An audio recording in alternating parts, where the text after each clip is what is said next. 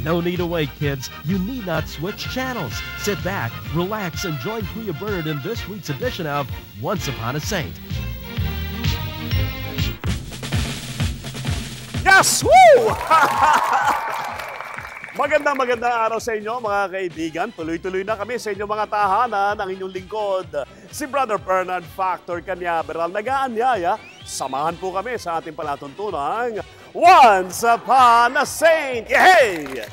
2 dekada na, tuloy-tuloy na naghahati ng mga totoong buhay at pakikipagsapalaran ng mga tunay na superheroes. Walang iba kung hindi ang mga banal. Yay! At syempre, kasama pa rin natin ang mga kabataan mula sa... At syempre, mga estudyante ng... At meron pa mga kabataan mula sa... Go! Mula sa... Ayun. At may 2 estudyante mula sa... Yay! Maraming salamat sa mga kabataan ng Masinloc. Nagaling pala sa halamang hinlok, sabi nga ni Dice last week. Again, maraming salamat po, Father Felix, sa inyong pagbibigay sa amin ng pagkakataon. Nasaan na ba yung listahan ko? May listahan ako rito. Ate, nasa iyo pala. Nais kong pasalamatan. Unang-una na ang ating Parish Secretary, Cristina Mundia. Palakpakan natin. Assistant Secretary Grace Merin, yehey!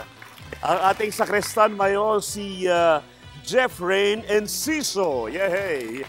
Assistant Sakristan Mayor Leo Gumilaw. Uy, masipag ito ha, si Jonathan Ekong, yehey!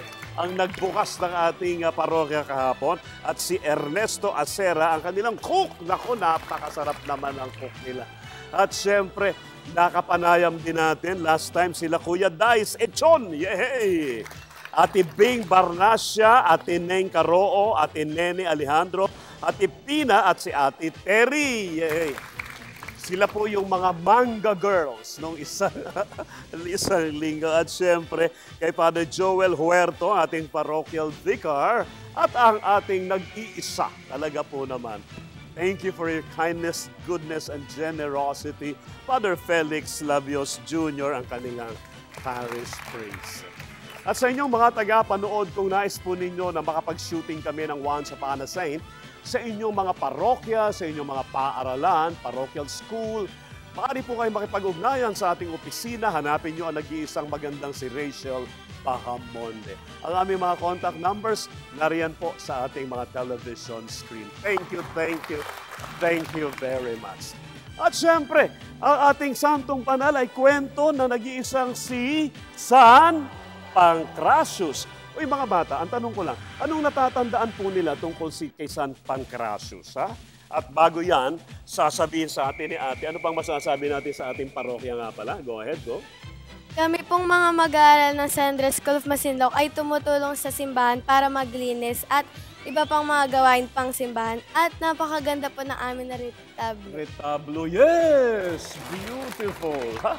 Ito naman 2 ate natin na ito. Ano masasabi natin? Ha? Ang aming pong simbahan na parokya ni San Andres na kapatid ni San Pedro ay isa sa 12 apostoles ni Jesus. Very good, yes! Yes, ate? Marami pong religious organizations sa aming parokya, tulad po ng Charismatic, Christ, Corpus for Christ, at iba pa po. Very good, ha? At sana maging bahagi rin po kayo ng mga charismatic organizations na ito at maging maggagawa sa ubasan ng ating Panginoon dito sa ating parokya. Pero ito nga ang tanong ko, ha?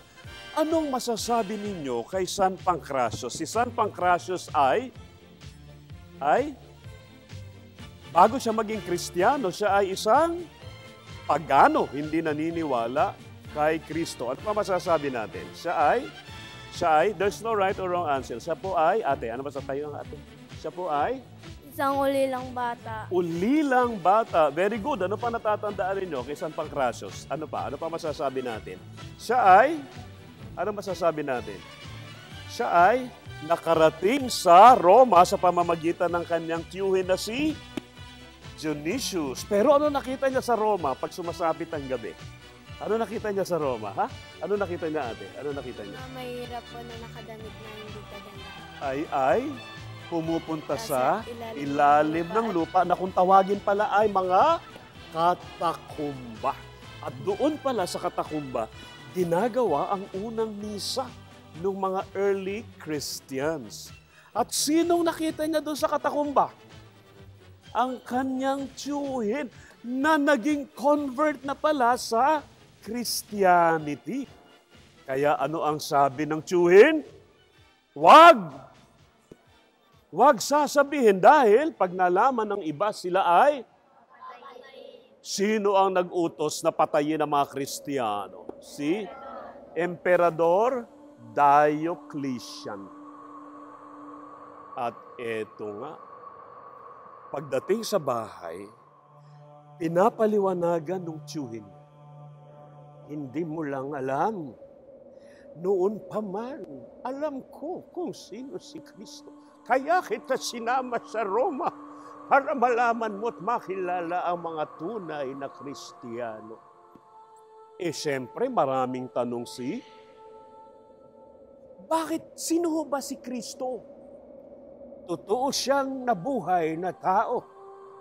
Hindi kagaya ng nililinis nating mga rebulto sa panteon. Totoong nabuhay at higit sa lahat, nang siya ay ipinako sa krus, namatay, subalit sa ikatlong araw siya ay nabuhay na magmuli. Walang ibang propeta, walang ibang tao, walang iba. Ang nag-iisang si Kristo ang nabuhay na magulit. At anong ibig sabihin nito? Sa sandaling tayo'y mamatay bilang Kristiyano, makakasama natin siya at yun ang pangako. Yan ang salita ng Diyos. Tayo'y maliligtas sa kasalanan. Kaya huwag tayong sasamba sa mga Diyos-Diyosan. Ang ibig sabihin ay nililok na kamukha ng tao pero hindi totoong tao. Mga bata, ang tanong ko, si San Andres ba ay Diyos-Diyosan? Bakit? Dahil siya ay totoong tao. At upang magkaroon tayo ng replika o image niya, ginawa natin ang image ni San Andres. Si San Jose ba ay totoong tao o Diyos-Diyosan? Totoong tao. Si Maria ba ay Diyos-Diyosan? Totoong tao.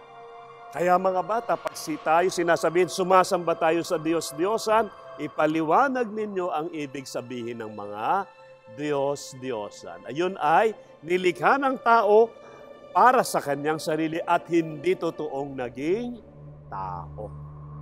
Anyway, sumasama na si Pancratius. At nagpupunta na siya doon at isang gabi, mayroong mamamatay na at parang kung ano sumapi sa kanya, sabi ng pare, sa ngalan ni Jesus! Sa ngalan ni Jesus! Sa ngalan ni Jesus! Gumaling ka! At napatigil yung may sakit. At kaagad ay gumaling. Anong binanggit na pangalan? Sa ngalan ni Jesus. Si Pancratius, at the age of 14, sabi na ito pala yung totoong pananampalataya. Hindi yung mga Diyos-Diyosan, hindi si Diana, hindi si Minerva, hindi si Artemis, hindi si Eros, hindi si Cupid, hindi si Apollo. Kaya tuwing makakakita siya ng tao at bata, kilala mo ba si Kristo? Tinatanong niya. Siyempre mga bata, kilala mo ba si Kristo? Ha? Kilala mo ba? At halik kayo. Alam niyo mga bata, at siya ang naging dahilan para makilala ng mga bata si Kristo. Kayo ba ginagawa niyo rin yan doon sa ibang bata? Dapat ipinakikilala natin sa iba kung sino si Kristo, kung sino si Jesus. At hindi niya alam, isang araw, habang tinitipon niya yung mga kabataan at pinapakilala niya, actually it's catechism already, may isang Roman guard minamasdan. Ikaw na bata ka. Isinumbong niya sa emperador. Kanino? kay Diocletian. Anong sabi ni Diocletian? Ang lahat ng Kristiyano ay hulihin! Hinuli, dinampot, halika, tumayo ka, tayo. At iniharap kay Emperador Diocletian. 14 years old, bata. At ang sabi ni, halika, tayo. Kunyari ito si Janka. Nalaman ko na ikaw ay isang Kristiyano. Matapang ka, bata. Sinampal ka agad. Nasaktan ba si hindi? Matapang ka. Pancratius, bibigyan kita ng pagkakataon. Kung gagawin kitang kawal ng aking imperyo, magsusuot ka ng magagarang damit. Bibigyan kita ng magandang tirahan at sa paglaki mo magiging isa kang general. Papayag ka ba na itatatwa mo si Jesus? Papayag ka ba, Pancratius? Sumagot ka. Sagot! Papayag ka ba o hindi? Hindi pumayag. Hindi ka pumayag. At dahil hindi pumayag, ano nangyari? Kinabukasan din ay pinapugutan ng ulo si Pancratius. Balik ka na, alak. Ang galing naman ni Kuya. Thank you, ha?